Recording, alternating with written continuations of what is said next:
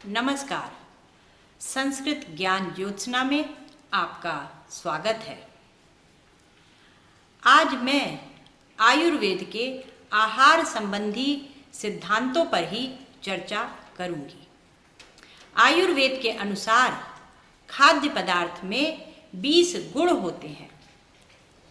व्यक्ति के प्रतिदिन के आहार या खाद्य पदार्थ में प्राप्त गुण ही भोजन को स्वास्थ्य हेतु हितकारी बनाते हैं।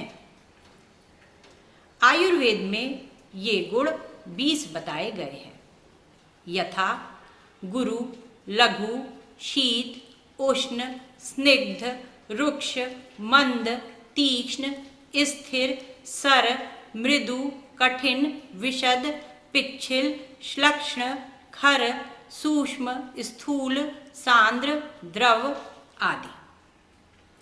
किंतु खाद्य पदार्थ के इन गुणों में सदैव एक रूपता नहीं पाई जाती है।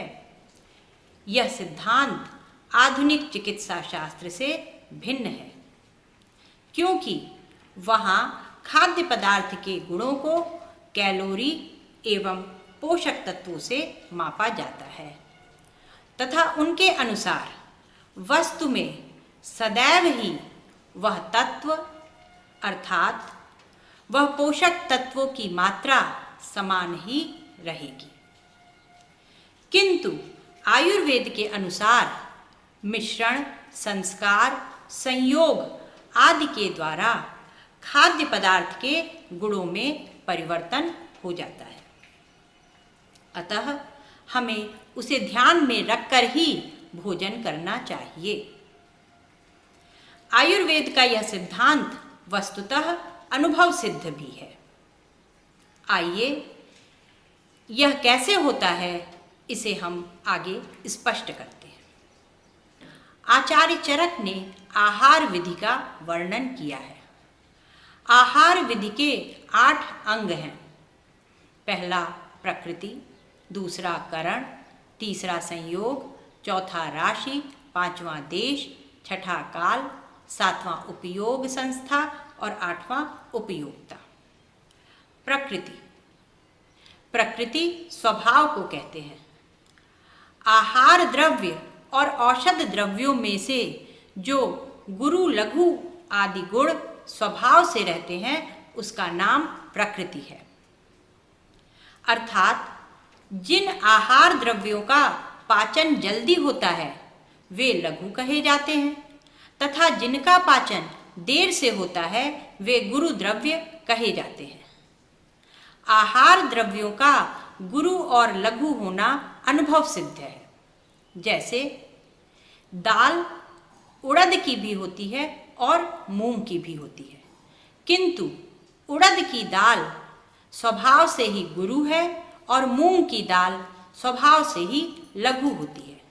इसी प्रकार शूकर का मांस स्वभाव से गुरु होता है और हिरण का मांस स्वभाव से लघु होता है। दूसरा करण। जब किसी पदार्थ में स्वाभाविक गुण से भिन्न कोई दूसरा गुण संस्कार के द्वारा उत्पन्न कर दिया जाता है तो उसे करण कहते हैं। अर्थात उस पदार्थ के गुणों में अंतर आ जाता है। यह भी अनुभव द्वारा सिद्ध है।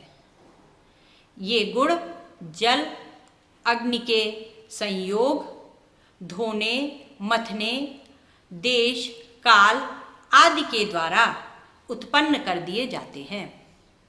जैसे मूंग की दाल और चावल की खिचड़ी में यदि पानी की मात्रा अधिक कर दी जाती है तो वह हल्की एवं सुपाच्य हो जाती है।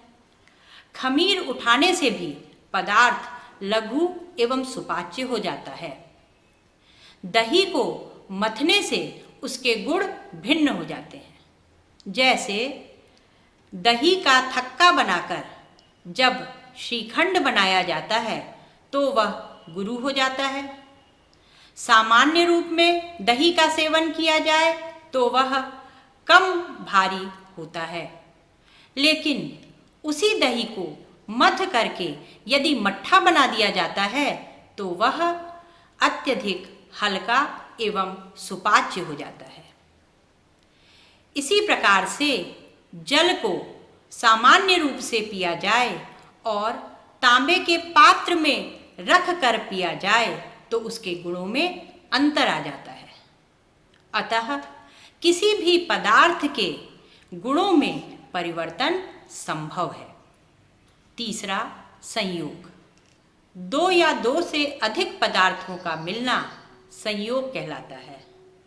जब कभी दो पदार्थ अलग अलग वह कार्य उत्पन्न न कर सकें, किंतु परस्पर मिलाने पर वे कोई अन्य विशेष कार्य करें तो उसे संयोग कहते हैं।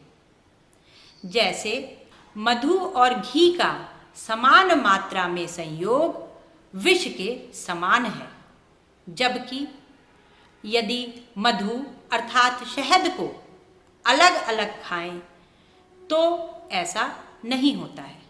अथवा अगर उनकी मात्रा में भी अंतर कर लिया जाए, यदि शहद अधिक मात्रा में है तो घी कम मात्रा में हो, तब भी वह विषजन्य नहीं होता है। किंतु यदि दोनों को समान मात्रा में लिया जाएगा तभी वह विष के समान मारक कार्य करेगा। राशि। राशि दो प्रकार की होती है, सर्वग्रह, परिग्रह। संपूर्ण आहार को एक पिंड की मात्रा में ग्रहण करने का नाम सर्वग्रह है। आहार द्रव्यों को एक एक करके नियत प्रमाण में ग्रहण करने का नाम परिग्रह है। राशि का प्रयोजन कम या अधिक मात्रा में भोजन या पदार्थ लेने से अच्छे या बुरे परिणाम का निश्चय करना है, जिसका निर्धारण अग्निबल की अपेक्षा से होता है। देश। देश का तात्पर्य है स्थान के द्वारा स्थावर एवं जंगम द्रव्यों की उत्पत्ति। प्रचार के साथ साथ देश सात्म का भी ज्ञान होता है। उत्पत्ति से तात्पर्य है कि यदि हिमालय में उत्पन्न कोई अन्न है तो वह गुरु होगा और मरुस्थल में उत्पन्न अन्न लघु होगा। काल। काल दो प्रकार का होता है, नित्यक और अवस्थिक। नित्यक काल का तात्पर्य है शीत, उष्ण, वर्षा आदि समय। इसको विचार करके ही भोजन करना चाहिए। उष्ण या गर्मी की ऋतु में कम भोजन करें, शीत ऋतु में गर्म भोजन करें। इस प्रकार इस पर विचार करना चाहिए। आवस्थिक काल का तात्पर्य है स्वस्थ है अथवा रोगी है, यह विचार करके भोजन करना चाहिए। सातवां, उपयोग। उपयोग के नियम को उपयोग संस्था कहते हैं। यह भोजन के पचने की अपेक्षा करता है, अर्थात भोजन के पचने के बाद फिर भोजन करना चाहिए। आठवां, उपयोक्ता। व्यक्ति जिस प्रकार के आहार का प्रतिदिन सेवन करता है उसी से उसे तृप्ति मिलती है। अतः रोज रोटी दाल चावल खाने वाले व्यक्ति को प्रतिदिन इडली डोसा खाने से संतुष्टि नहीं मिलेगी। आहार विधि के प्रकृति आदि ये आठों अंग स्वास्थ्य अथवा विकार उत्पन्न करने में एक दूसरे के सहायक होते हैं। अर्थात इन पर ध्यान देने से जहाँ एक ओर स्वास्थ्य की प्राप्ति होती है, वहीं दूसरी ओर इनकी उपेक्षा करने से ये शरीर में अनेक विकार उत्पन्न करते हैं। अतः इन्हें जानकर सेवन करना चाहिए।